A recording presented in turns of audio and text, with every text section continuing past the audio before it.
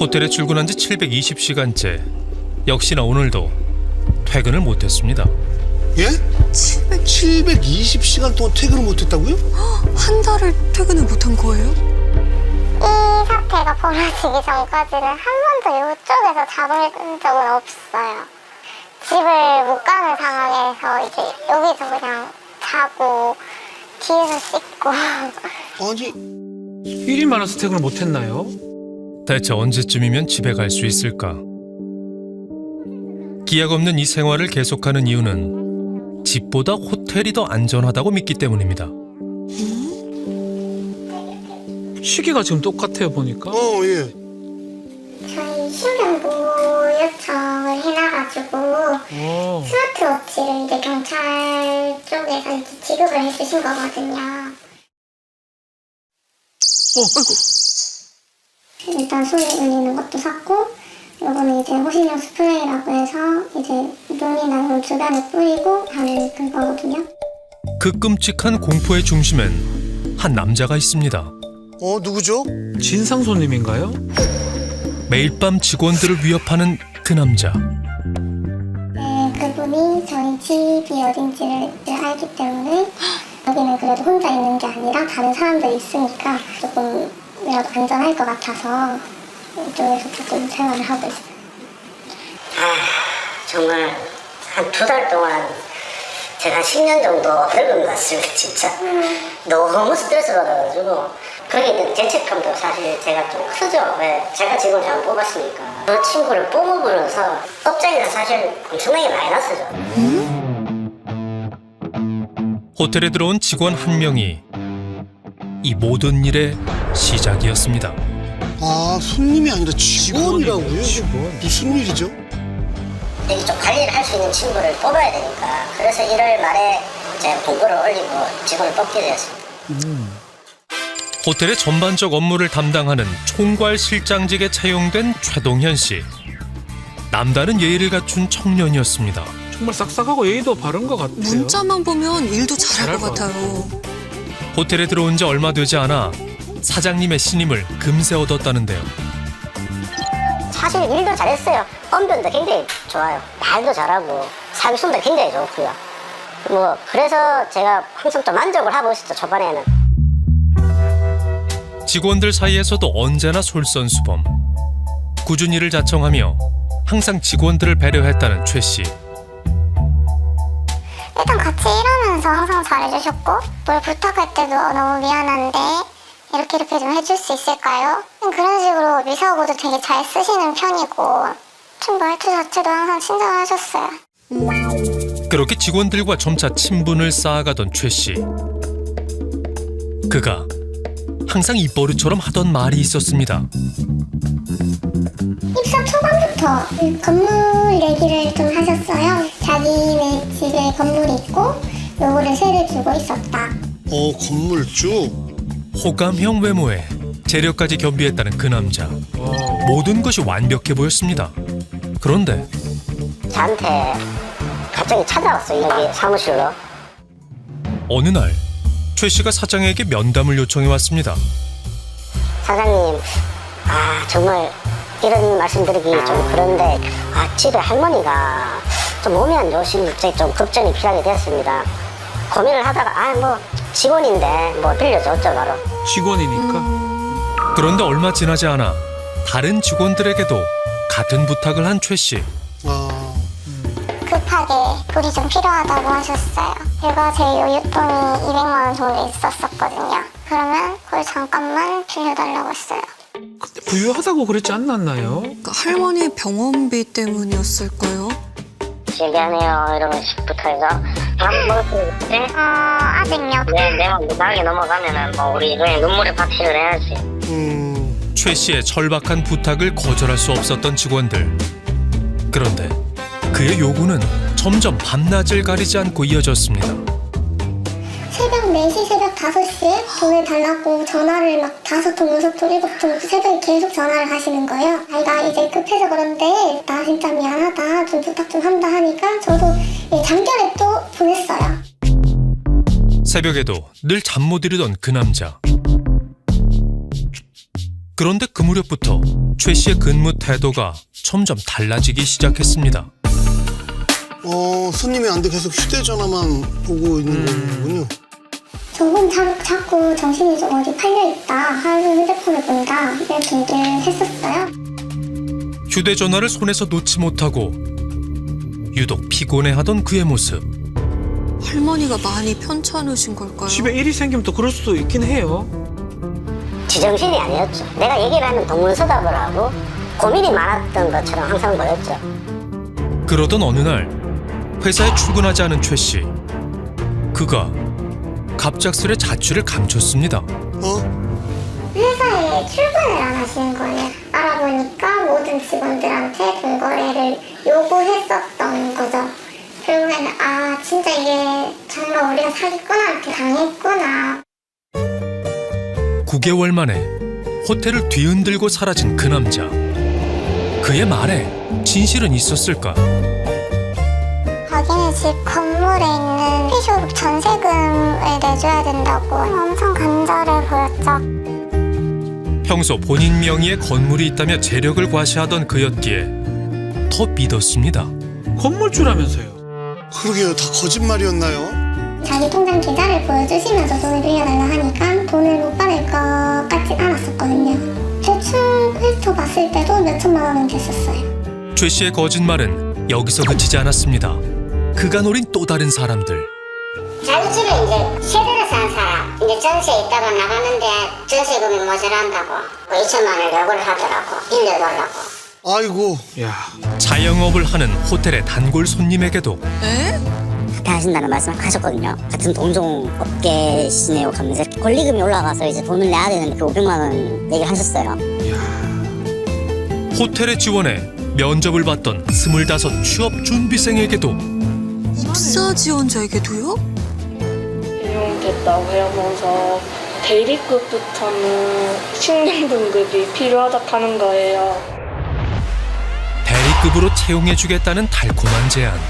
그런데 신용을 확인하는 것이 채용 절차라며 1,900만 원의 대출을 받게 했다는데요. 아이고, 이게 무슨 어른이 되는 과정이에요. 참. 저놈이 뒤통수를 쳐도 이런 식으로 치냐고. 저한테 돈 빌릴 때 했던 거짓말, 저희 직원들한테 얘기했던 말 다 거짓말이에요. 다 틀린 거짓말인 거. 이 피해자가 어떻게 해야 자기한테 돈을 빌려줘야 되는지를 너무 잘 아는 거죠. 수천 번의 경험에 의해서 지금의 이제 이 가해자가 탄생을 하게 된 거죠. 피해 금액만 약 1억 원. 1억이에요, 1억. 1억. 세상. 어이구. 호텔에 막심한 손해를 입히고 떠나버린 최 씨. 그런데 호텔로 이상한 전화가 걸려오기 시작했습니다. 반갑습니다. 드립니다. 있어요? 퇴사하셨습니다. 네, 드립니다. 있어요? 반갑습니다. 드립니다. 네, 좀 바꿔주세요. 뭐 때려주세요? 사채. 직접 자기 입으로 얘기를 했어요. 62명한테 빌렸다고. 너무 황당하죠? 그 사채업자가 저한테 얘기를 하더라고요. 저도 속았습니다. 아니 사채업자한테도 사기를 친 거예요? 끊임없이 걸려오는 전화에 호텔 업무가 마비될 지경. 사채업자 전화를 안 받으려고. 그런데 다음에 저한테 저 핸드폰으로 문자가 왔어요. 호텔 전화가 아닌 직원들의 개인 휴대폰으로 온 대부업체의 연락. 그날부터 시작이었어요. 그날부터 이제 저희 직원들, 저 사장님 개인 전화로 계속 사채업자한테 연락이 오고. 아니 개인 번호를 대체 어떻게 안 거예요? 저희는 그냥 지인들을 괴롭힐 수밖에 없어요. 저희 진짜 그냥 직장 동료였어요. 솔직히 말해서 이제 오늘까지만 좋게 말할 거예요. 야, 직접 깔끔하게 돈 갚아라고 하세요. 사채업자에게 돈을 빌리며 그 담보로 호텔 직원들의 개인정보를 넘긴 최 씨. 약속을 하듯이 알려주신 비상 연락망으로 연락을 시한받고 시 어떠한 금액도 이의 제기를 하지 않을 것을 약속합니다. 아이고, 참. 흔히 TV에서 보는 사채업자는 쫓아다니면서 폭력적으로 굴던데 이 사람이 우리 집 앞까지 찾아오는 건 아닌가 싶어서 굉장히 두려웠어요. 이야.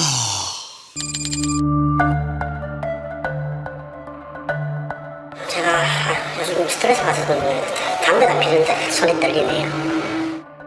쉽게 진정되지 않는 마음. 무엇이 그를 이토록 불안하게 만들고 있는 걸까? 얼마나 힘드실까요? 어제 왔는 그 내용이 하루에도 몇 번씩 연락을 해오는 최 씨 때문입니다. 무단결근했던 달에 급여를 달라며 사장을 협박하고 있다는 최 씨. 지금 욕하는 거예요? 욕하네요. 전화도 오고 문자도 오고 카톡도 오고 그냥 목표는 저한테 돈 받는 거예요. 그게 하루에 수십 통씩 와봐요. 미치지 진짜. 최동현 씨 진짜 음성입니다. 월급을 왜 안 주는데요, 사장님? 그러면 네 가져갔는 돈은 뭐고? 아, 진짜 진짜 돈 보내주셔서 진짜 오늘 죽습니다. 오늘 다 죽이고 다 죽습니다. 오후에 찾아가십니다. 기대하십시오. 협박이죠, 저거는. 그 황당한 협박을 직원들도 받고 있습니다. 제가 이제 돈을 빌린 사람인 것 마냥 돈을 달라고 해요. 돈 내놔. 왜? 한 직원에게 돈을 빌리면서 자발적으로 20만 원의 이자를 주었다는 최 씨. 그랬던 그가 이자를 다시 돌려달라고 위협하고 있습니다. 여보세요? 야, 이자까지 보내라. 누구세요? 내가 누가 이렇게 넣는 거였나? 이미 조만간 니 간대니. 내 카톡을 그냥 보자. 같이 죽자. 진짜 이 사람이 찾아오면 무슨 일이 일어날 수도 있겠다 싶기도 했고 말려줄 사람이 아무도 없을 것 같더라고요. 아, 설마 오겠어 근데 진짜로 나타난 거예요. 그날 밤 호텔에 최 씨가 찾아왔습니다.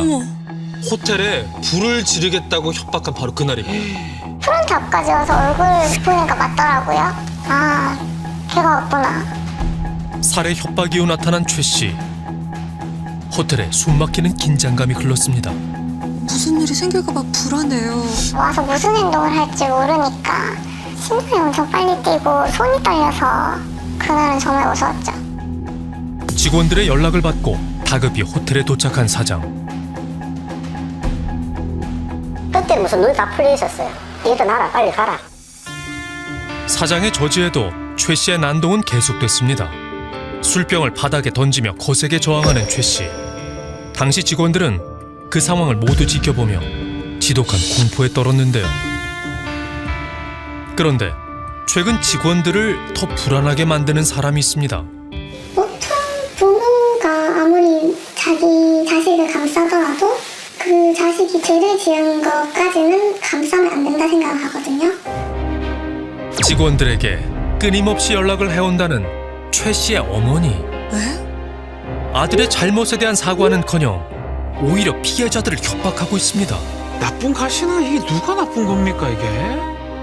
아들 좀 말리거나 이렇게 좀 해주셨으면 좋겠는데 오히려 더 부추기는 것 같아가지고. 대체 왜 이런 행동을 하는 걸까? 최 씨와 그 어머니를 만나보기로 했습니다. 계세요? 저 MBC에서 왔는데요. 직장 동료분들한테 위협을 한다고 하셔가지고요. 드디어 최 씨가 모습을 드러냅니다. 피해 직원들에 대한 최 씨의 입장은 어떨까? 이런 식으로 막 무섭다고 제보하고 이렇게 좀 가짜네요, 그냥. 이게 무슨 말이죠? 20만 원 그때 그거는 내가 필요하기도 했지만 자꾸 삐딱하게 나오니까 약이 올라서 그랬는데 공들여서 사기 친다 하면서 봉사한다 하잖아요. 막말로 그냥 봉사할 쌀수가 안 나온다고 전해주시는 거예요. 아니 어떻게 저럴 수가? 애가 나쁜 애라니까. 이미 지가 조심하는 거죠. 애가 지금 돈이 없고 죽고 나서 생각하니 뭐 아까운 게라. 엄마가 가마 그래 좀 돌려줄 수가 안 있겠나 불쌍을 하더라고. 애가 나 국물도 없어. 애가 너무 싹수가 없는 게라. 말 잘해서 해라. 여기 선생님들 녹음 다 하고 하니까. 뭐라고 하랬으면 네, 그리고 계속해서 피해자를 탓하고 있는 최 씨와 그의 어머니. 이게 돈 갚아주실 수 없으세요? 우리요 돈이 없어 첫째는 10년을 갚아줬어요. 그래 한 현금만 한 10억 넘게 나겠다. 현금만 지금 정확히 2015년도부터 6, 7년이다 엄마. 정보 나려는 문제지 미란소가 문제가. 숨겨져 있던 그 남자의 과거. 대체 최 씨는 그동안 어떤 삶을 살아온 걸까? 그의 과거에 대해 잘 알고 있다는 대학 후배를 만났습니다. 저한테는 좀 한때는 롤모델이었는데 진짜 남자가 봐도 멋있었으니까 딱 1년 걸렸어요. 1년도 안 걸렸어요. 한 10개월? 완전 다른 사람이 돼버린 거죠. 대학 시절 언제나 존경받는 선배이자 멋진 리더였다는 최 씨. 법학과 학회장을 거쳐 총학생 회장까지 역임한 그는 법대생이었네요. 휴대폰에 저장된 연락처만 1,500개가 넘어가는 인맥 왕이었다는데요. 어이구 1,500명. 총학생회장을 하다 보니까 동생들한테 뭘 이렇게 사주고 싶고 이러니까 그게 씀씀이가 커지게 된 거죠. 자기가 이제 그런 거를 충당할 수 있는 게 가장 쉬운 게 이제 도박이다 보니까 불법 인터넷 도박에서 몇 번 운 좋게 돈을 딴 이후 점차 도박에 빠져들었다는 최 씨. 긴 중독의 시작이었습니다. 아예 그냥 모텔 방을 잡아가지고 컴퓨터 2대 갖다 놓고 그걸 하루 종일 막 그러고 있는 거야. 걷잡을 수 없이 빠르게 추락했다는 최 씨. 돈이 부족해진 그는 주변 학생들에게 손을 내밀기 시작했습니다. 그냥 돈이 급하니까 좀 빌려줄 수 있겠나. 뭐 좋아하는 형이니까 빌려달라는데 안 빌려줄 수는 없잖아요. 그 사람 이미지만 믿고 막 아무 의심 없이 막 사람들이 많이 빌려주더라고요. 신입생들한테도 막 10만 원, 20만 원씩 빌리고 이랬더라고요. 그렇게 최 씨가 대학 시절 지게 된 빚만 총 2억 원. 최 씨의 범행 소식을 듣고 누구보다 놀랐다는 한 사람이 있습니다. 와, 호텔에서 쳤어요 이번에? 출소한 지 얼마 안 됐을 텐데? 미친놈이야 이거. 무슨 소리네. 이게 무슨 말이죠? 2년 전 대구의 한 쇼핑센터에서 근무했던 최 씨. 당시 그는 직장 동료들의 스마트폰을 몰래 사용해 동료의 명의로 수억 원의 대출을 받았습니다. 그의 진짜 정체는 사기 혐의로 약 2년간 복역했던 전과자. 다시는 떠올리고 싶지 않았던 그 이름을 또 듣게 될 줄은 몰랐습니다. 피해자가 총 4명이에요. 저희는 한 명은 3만 원, 한 명은 2천만 원인데 한 명은 1억, 한 명은 2억. 안타깝네요 정말. 이 모든 사실을 왜 지금에야 알게 된 걸까? 정말 그냥 뭐 참담한 심정이죠.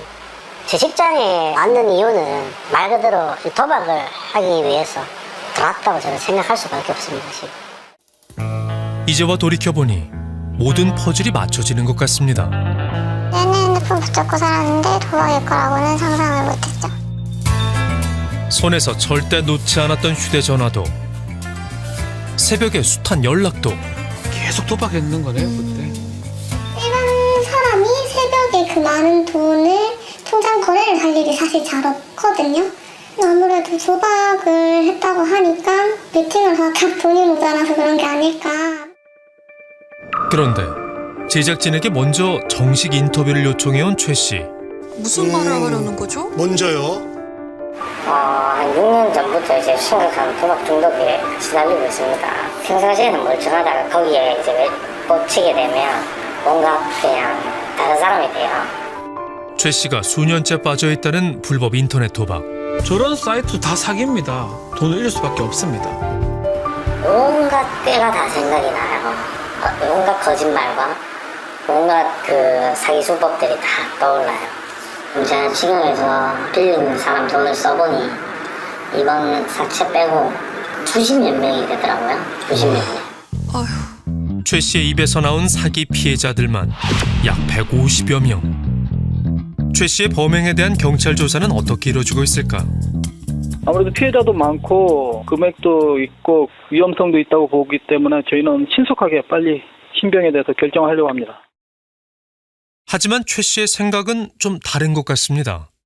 이미 저는 이제 뇌가 다쳐가지고 이제 아픈 사람으로서 하는 건데 처벌은 받고, 그래서 뭐 저 같은 피해자가 또 있다면 주변에서 많이 도와줘야 돼요.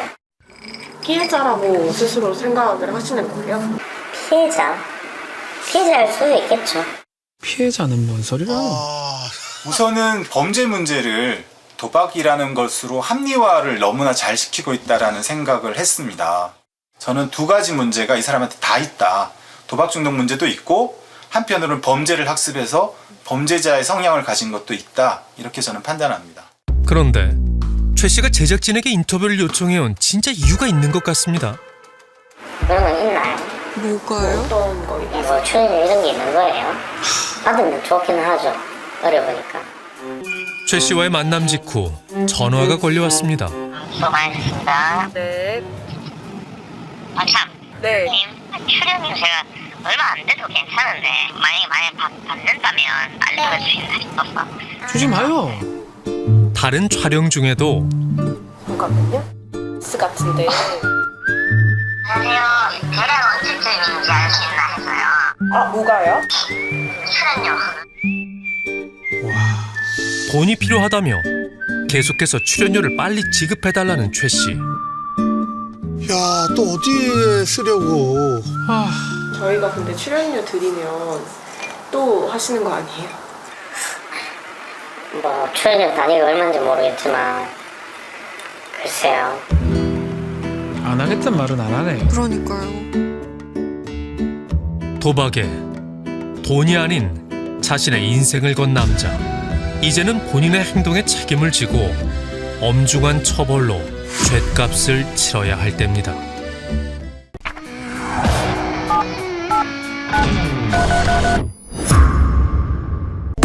도저히 멈출 수 없는 자신을 도와달라는 이가 있습니다. 올해 고3인 은석이.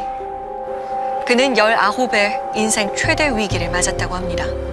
제일 많이 땄을 때는 한두 시간 만에 50만 원 가지고 287만 원. 에? 이건 돈벌이가 된다 하면서 그냥 10,000원, 20,000원 부모님한테 타는 거 쉽게 이렇게 불려서 쓰면 되는 거 그러냐 하면서 그냥 꿀이다 하면서.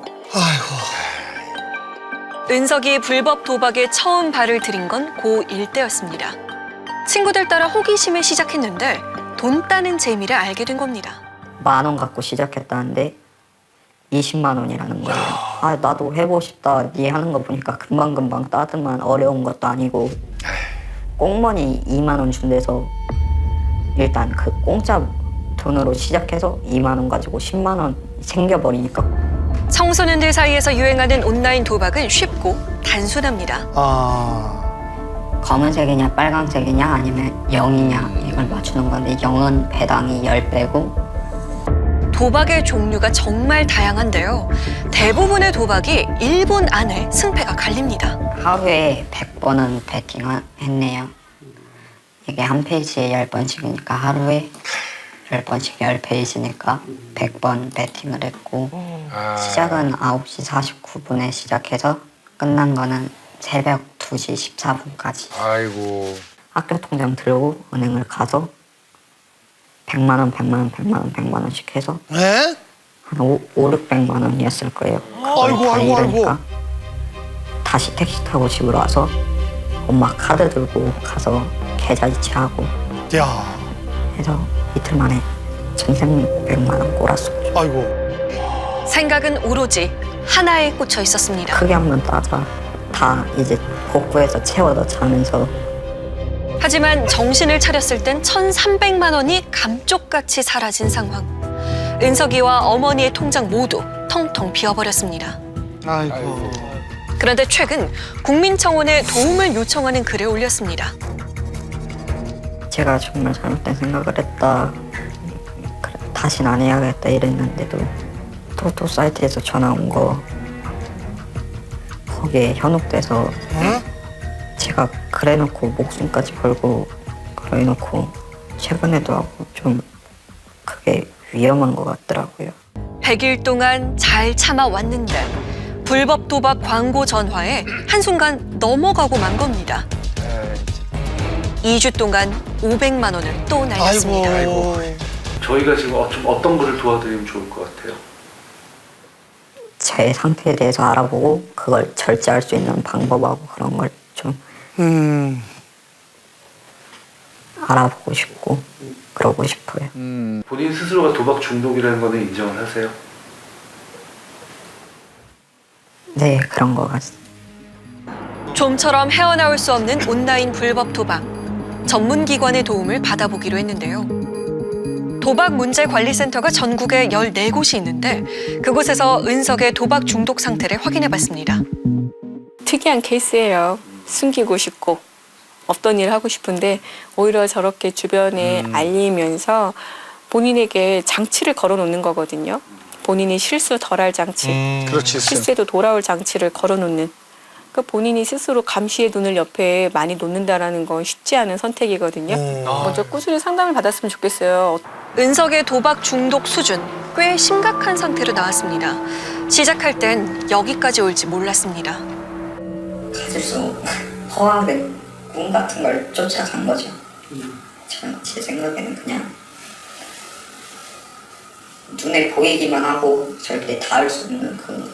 스마트폰으로 하는 온라인 도박은 청소년 사이에 게임처럼 유행한다는데요. 최소한 한 번 한 사람도 그래 70% 이상 정도 됐고 한 2-3명 정도 되겠네요. 중독처럼 하려면. 빠르게는 중학교 3학년 때부터 졸업한 지 지금 5년 정도 됐는데 아직까지 거기서 헤어나오지 못한 친구들도 엄청 많아요. 되게 태반이에요. 좀 극적인 경우에는 지금 감옥살이 하고 있는 친구들도 한 2명 정도 있고요, 지금. 학교에서도 몰래 휴대폰으로 하는 애들도 있어요. 그냥 혼자서 이렇게 자는 척하면서 아래서 휴대폰으로 걸고 그랬었죠. 불법 도박 사이트는 누구나 쉽게 들어갈 수 있어 청소년들도 유혹의 덫에 걸리기 쉽습니다. 온라인 도박은 이제는 아이들이 이상한 아이들이 하는 게 아니에요. 인문계 학교 아이들도 3분의 2 이상은 해봤다. IT 강국이어서 온라인 불법 도박에 이렇게 빠른 속도에 대규모로 노출된 1세대가 아닐까? 그거에 대해서 아무런 대책이 없는 기성세대 우리가 1세대가 아닐까? 맞아요. 불법 도박은 청소년들에게 헛된 욕망을 부추기는데요. 성공적인 베팅 방법을 알려주는 인터넷 강의 동영상까지 판을 칩니다. 여러분들이 가장 많이 해먹던 베팅 방법이 첫 번째가 강으로 그냥 때리는 거잖아요. 왜? 그럼 9건 좋으면은 먹지만 9건 안 좋으면은 개털리죠. 10,000원으로 20만 원 땄으면 20배니까 100만 원 갖고 20배면 2천만 원이잖아. 크게 한번 따자. 끊을 수 없어요. 그건 이제 한번 그렇게 딱 맛을 들여버리면 그냥 재밌어요. 그냥 논다고 생각을 하니까.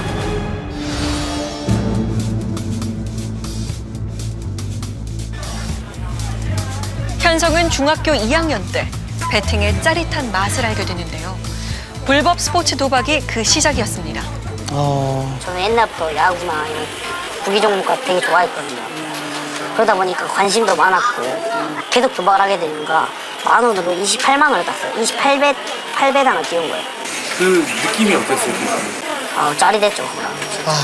스포츠를 잘 아는 만큼 잘 맞출 수 있다는 생각에 도박인 줄 알면서도 빠져들었습니다. 현성의 하루는 스포츠 도박을 중심으로 흘러갔습니다. 아침에 일어나면은 NBA 이제 해외 농구 걸어주고 점심 전에 MLB 해외 야구 걸어주고 근데 학교 끝나고 나면은 국내 야구 끝나면은 새벽 축구. 학교 생활이 그럼 어떻게 좀 정상적으로 이루어졌어요? 네, 못하죠. 수업 시간에도 잠깐 화장실 간다고 야구 경기 보고 있다가 들어가고. 용돈은 판돈으로 모두 탕진하고 친구들에게 돈을 빌리기 시작했는데요. 빚은 감당할 수 없을 만큼 불어났습니다. 이게 다 얼마예요? 얼마까지 빚져갔어요? 3,700만 원 정도까지 빚이 있었어요. 3,700만 원? 고2 때 빚더미에 앉은 현성. 결국 부모님께 덜미가 잡히고 말았습니다. 저 아들은요 죽으려고 했다. 죽으려고 했는데 이제 올 때까지 다 왔다. 엄마가 안 받아주면 그냥 여기서 끝나는 거지. 내 아들이 정말 이랬을까? 그러니까 제가 아는 제 아들은 그런 누구나 어느 부모나 다 그렇게 생각하겠죠. 근데 내가 아는 내 아들은 그런 아들이 아니었거든요. 대체 아들의 도박 빚이 얼마나 될까? 어머니는 빚잔치를 시작했다는데요. 놀라운 건 돈을 빌려준 친구가 100명이 넘었다는 겁니다. 돈을 빌려준 이유는 더 기가 막힙니다. 참나 이게. 3일에 50%씩 이렇게 언제 하면은 돈을 갖다 주어라. 3일 뒤에는 너가 10,000원을 빌리면 15,000원을 갚아야 된다. 이런 식으로 고정적으로 이제 불법 사채놀이 비슷하게 했던 애들이 되게 많았어요. 도박은 해야 될 것 같고 이거 하면 딸 것 같은데 50%가 솔직히 말입니까? 도박하는 애들 눈에 안 보이죠. 도박의 늪에 빠진 아들에게 뻗쳐온 검은 손. 터무니없는 이자놀이를 한 친구들은 그것이 범죄라는 죄책감조차 없었는데요. 30을 빌려주고 40을 받기 위해 돈을 빌려줬기 때문에 이거는 너는 돈 노린 거야. 사채 이자인 거지. 그치? 손놀이죠. 어디든 들리든 이자가 있죠. 캐피탈 가보세요. 캐피탈 가면 이자 있나 없나. 그래. 어머니도 잘 아시겠잖아요. 그러니까 그 빚을 갚아줬는데도 엄마가 힘들게 해서 갚아줬는데도 그 뒤로 또 하고 다녔던 거죠. 또 돈을 빌리고. 사실은 한 번에 끄는 게 아니에요. 그 몇 달 동안에 되게 힘들어서 또 거짓말을 치고 그래서 제가 실은 막 칼도 이런 말을 했더니 칼도 꺼낸 적이 있어요. 제가 아이한테. 예, 같이 죽자고. 온라인 불법 도박을 하는 친구들을 상대로 이자놀이를 해봤다는 제길. 중2 때부터 큰 돈을 만졌다고 합니다. 100만 원을 빌렸으면 일단은 이자까지 해서 150, 160 정도를 갚아야 되고 400을 빌렸으면은 500, 600 정도를 갚아야 돼요. 저요? 저는 최고 300이에요. 300해서 얼마 받았어요? 500이요. 왜? 일주일이요. 최근에는 대리 입금이라는 고리 대금업이 유행하고 있다는데요. 도박에 빠져 급전이 필요한 10대가 표적이 됩니다. 아이고 참. 진짜 나쁜 어른들 많네요. 어떻게 아이들 상대로 돈놀이를 할 생각을 하죠? 이게 다 병드는 거잖아요. 잘못된 걸 깨달았을 땐 이미 깊은 수렁에 빠진 뒤라 아이들 스스로 빠져나오기 쉽지 않은데요. 수천만 원의 빚잔치를 했던 현성은 고3 때 도박과의 지독한 연을 끊었다고 합니다. 그 과정이 정말 힘들었다고 하는데요. 일단 가장 많이 접할 수 있는 스마트폰을 없앴고 그렇지. 스마트폰을 없애게 됐고 학교가 끝나면은 바로 집으로 오게 아니면 아버지 어머니가 데리러 오셔가지고 태워가지고 가버리게. 가장 중요한 건 저희 엄마 아빠가 이제 상담센터라는 곳을 소개를 안 해주셨다면은 진짜 많이 힘들었을 것 같아요. 그 상담센터 가면서 정말 많이 좋아졌어요. 일반적인 회사에 들어가서 회사에 취직해서 그저 평범하게만 살았으면 좋겠어요. 도박에서 벗어난 현성은 대학 캠퍼스에서 봄날을 맞고 있습니다. 청소년 불법 도박을 취재하면서 실화 탐사대로 많은 제보가 들어왔는데요. 실화 탐사대 MBC 이렇게 적혀 있어서 전화 드렸거든요. 우리 애가 고3인데 네. 지금 그것 때문에 지금 집안에 완전 풍지박산이 났어요. 아, 아드님이 고3인데 도박에 빠지셨다고요? 인터넷 도박요. 절박한 아버지의 목소리. 대체 아들은 얼마나 심각한 상태일까요? 부모님들이 몰라서 그렇지 불법 도박에 빠진 아이들이 진짜 많다는 거예요. 가슴 아픈 일이네요. 이 쭉 내려가면 계속 있거든요. 이게 87건이 올라와 있거든요. 아들이 온라인 불법 도박에 빠져 있다는 사실을 알게 된 건 지난해 5월이었습니다. 아버지가 잠이 들면 몰래 차키를 들고 나갔던 아들. 목적은 차가 아닌 돈이었습니다. 아버지가 장사해서 번 돈을 입금 전에 차에 둔다는 걸 알고 있었던 겁니다. 주차장에 차를 대려는데 제가 돈이 없어진다고 지식 하나를 보자고 했어요. 아들이랄 건 생각도 못 했는데 거기에 나오는 문을 여는 애가 우리 아들인 거예요. 어떻게 하면 아들이 도박을 끊을까? 달래기도 하고 매도 들어보고 매일같이 반성문도 쓰게 해보고 안 해본 게 없다고 합니다. 얼마나 애가 타겠어요. 어떻게든 못하게 하고 싶어서. 때마침 또 그렇게 하고 또 방학이 된 거예요. 그래서 뭐 방학 동안 그냥 제가 뭐 같이 왔다 갔다 같이 다니면서 뭐 헬스도 같이 해보고 수영도 해보고 이렇게 하면서 이제 마음을 저 딴에는 최선을 다했는데 결과는 이제 계속 이렇게 안 되죠. 기대했다 좌절하고 믿었다가 실망하는 일이 반복됐는데요. 그동안 갚아준 빚만 2천만 원이 넘습니다. 아이고 세상에. 이렇게까지 마음을 아프게 하나 이렇게 화가 난 적도 있지만 이렇게 해서 사회에 내보내가지고 되겠나 이렇게 우려도 있고. 그렇죠. 첫째는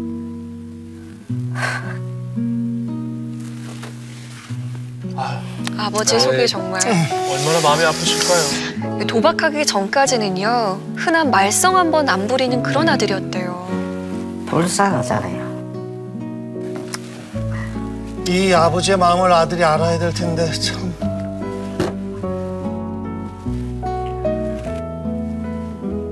그러니까 아들도 지금 병이 든 거잖아요. 네. 엄밀히 얘기하면 치료해야 돼요. 치료를 좀 잘 해줘야 될 텐데요. 사실 아들은 방송 촬영에 대해 전혀 모르는 상황인데요. 아버지는 도박의 고리를 끊을 수 있는 최후의 방법으로 실화탐사대에 도움을 요청한 겁니다. 그냥 네 솔직하게 이야기하고 네 같은 또 다른 사람들이 생기지 않도록 그래 하는 거야. 아빠도 처음이다. 시시콜콜 100% 다를 얘기할 긴 설득 끝에 지훈이 말문을 열었습니다. 대체 왜 도박을 끊지 못하는 걸까요? 안 한다 해도 그냥 제가 돈을 안 거는 거지. 그냥 오늘은 경기가 뭐가 있고 이런 거는 솔직히 제가 본단 말이에요. 거기서 만약에 내가 생각한 대로 됐는데 거기서 돈을 걸었으면 진짜로 다른 그런 건데 봤는데 또 내가 예상대로 되면 또 이걸 왜 안 걸었지 이렇게 그게 약간 좀 하다 끊고 이런 거는 뭐 근데 완전한 손 놨다 이런 거는 조금 어려울 것 같은데. 스마트폰을 투지폰으로 바꿔도 마음속에 단단히 박힌 도박으로 돈을 딸 수 있다라는 생각은 변하지 않고 있는데요. 어떻게 하면 돌려놓을 수 있을까요? 어떻게 치료할 수 있을까요? 우리는 4년 동안 도박 중독에 빠져 살다 탈출해서 새로운 삶을 찾은 현성의 이야기를 들려줬습니다. 제가 아까 말씀드린 가장 중요한 건 저희 엄마 아빠. 엄마 아빠가 이제 상담센터라는 곳을 소개를 안 해주셨다면은 진짜 많이 힘들었을 것 같아요. 그 상담센터 가면서 정말 많이 좋아졌어요. 도박은 의지만 강하면 끊을 수 있다고 생각했던 아버지와 아들. 이젠 전문 기관의 도움을 받아보려 합니다. 저기 병이거든요. 그럼요. 자랑할 것도 아니고 근데 이렇게 생각을 했었는데 이제 이거 약간 병 이렇게 생각을 해서 그냥 완전히 치유를 받고 그냥 정말 도박을 딱 끊는다고 하면은 아버님 뭐 어떻게 좀 해주고 싶어요? 우리가 이제 같이 두 명씩 여행을 한번 갔다 오고 싶어요. 얼마나 좋은 추억인데요. 재미와 호기심으로 시작한 불법 도박은 꽃다운 학창 시절을 한순간 짓밟고 인생을 송두리째 빼앗을 수 있습니다. 지금도 아이들 주변에 도사리고 있는 그릇된 유혹에서 우리 아이는 과연 안전할까요?